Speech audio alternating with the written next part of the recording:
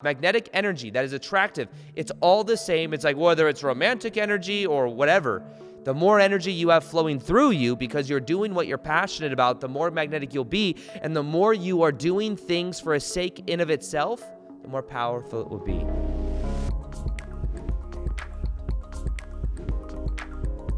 You already have magnetic as fuck energy.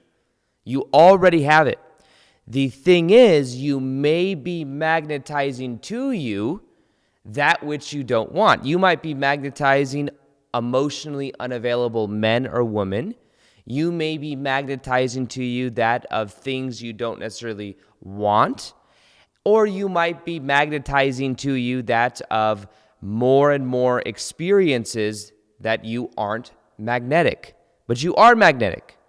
The thing to remember about this is that our beliefs are always being reflected back to us in reality.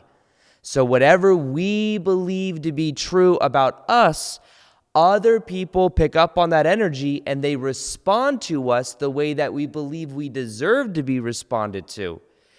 And think about it. When we talk about this, we are talking about our beliefs about us. Our beliefs. And in this episode, what I'm going to be sharing with you are 5 ways to have irresistible magnetic energy, all the different ingredients that go into this process. And I'll be showing you the energy dynamics that are against probably what you learned growing up. A lot of people learn and they are told to chase love, to chase validation. We're primed at a young age to compare ourselves to other people. And if we don't measure up, then guess what? Our beliefs about us are that we are not worthy. Our beliefs are, what's the point? Nobody's going to like me anyways. I'm not worthy of a certain type of relationship. These beliefs are, remember, being reflected out, are being projected out. You see that stick figure guy over there? Magnetic energy that is going off of that person is then being picked up on by other people, and other people are responding based on that energy. Now, let me share with you something that I found very interesting that I recognize within myself. When it comes to magnetic energy and me and the relationships that I used to attract into my life, I would always magnetize relationships to me that were direct reflections of where I was at that moment.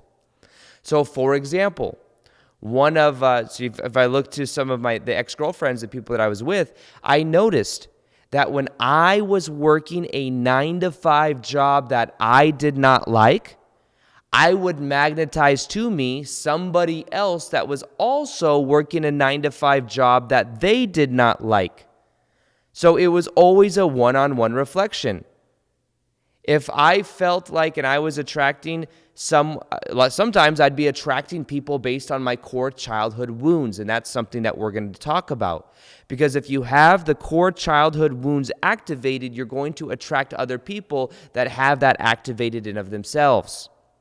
Now, let me also share with you that I am not a fan, or I do not prescribe to, different ways of people that attract love based on manipulation. Now, a lot of what you see when you look to past certain techniques, especially for men, when they look like this is how you attract love, you got to be emotionally like the cool guy that just doesn't care. You see, if you're trying to be the emotional cool guy that doesn't care, it means it's a tactic and it's a form of manipulation. It is not actually directly aligned to who you are. So the real answer would be the type of person and become the type of person that recognizes your own value to where you then are detached from the outcome. That's a way of being. You see the difference here? So sometimes when you look to the old school, pickup type community, a lot of what that is, for example, let me share with you some of the techniques that come with different pickup forms, ways of like picking up chicks or picking up people, right? This is what you do. This is what sometimes is taught. It's like, one thing you could do is you could neg them. Now, negging is a term that is used that has to do with going up to some, for example, this is the perspective that was taught for 10, 15 years at least. When you put down someone else that normally has a lot of external validation. So say it's some chick that probably normally gets, many guys coming up to her. If you're the one person that goes, yeah, this to me, you look like this or like that, and you kind of brush them off, they then feel like, ooh, this person must have value because they're treating me not so good. They must have value higher than that. You see, before, most guys that would come up to her, they would put her on a big pedestal. And when she's on a big pedestal, she can feel that. Remember, if you treat someone like a celebrity, they will treat you like a fan. So many guys think, oh man, you're just awesome. Yeah, I would really like to go on a date with you. And then they wonder why the person's not attracted.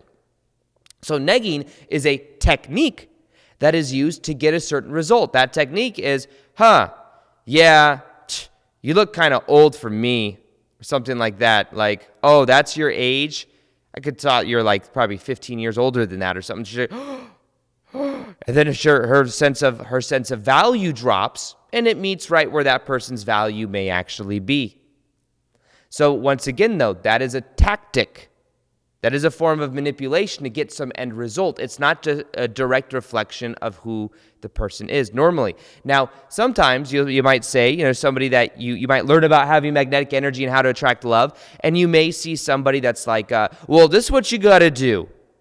You got to not text them for like 2 or 3 days, because if you don't text them, they don't think that you really like them. And if they don't think you really like them, then maybe they'll like you back. And it's like this whole cobweb of forms of manipulation. And here's the thing. If your goal is to attract emotionally unavailable people, then by all means, activate other people's childhood wounds as much as you can, because it'll probably hook them in. The problem is that you will then be in a relationship with somebody that is most likely emotionally unavailable.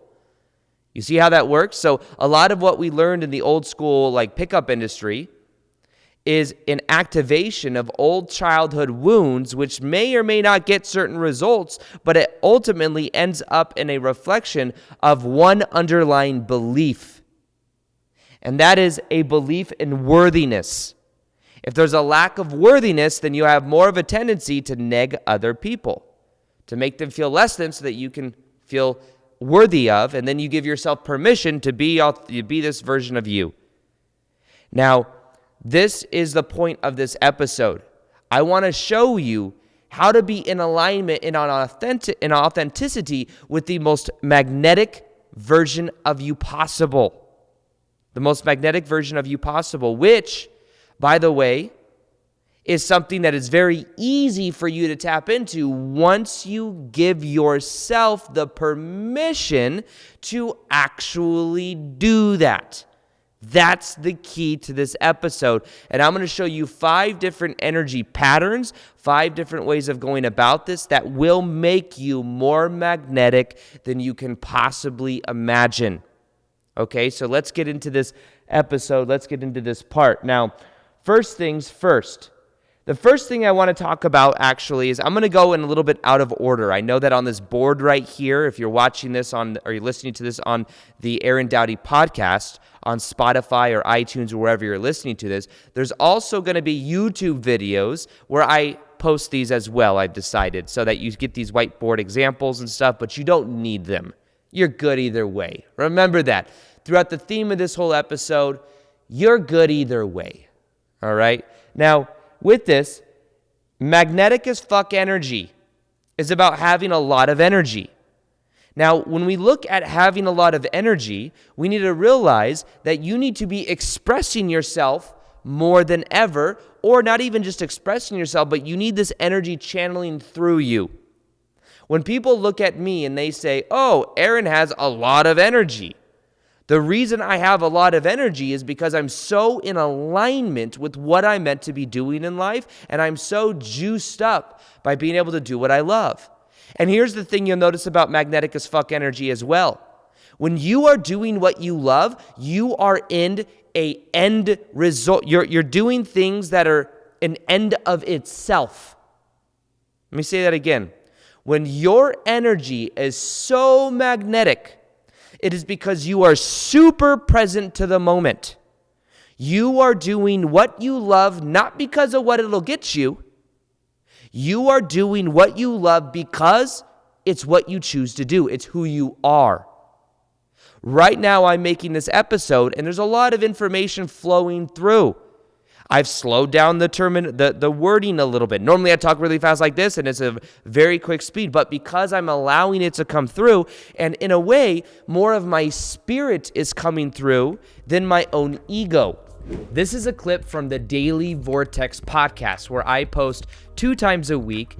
And we go really deep on understanding consciousness, understanding how to raise our vibration, how to bring these spiritual concepts down to earth in a relatable and practical way.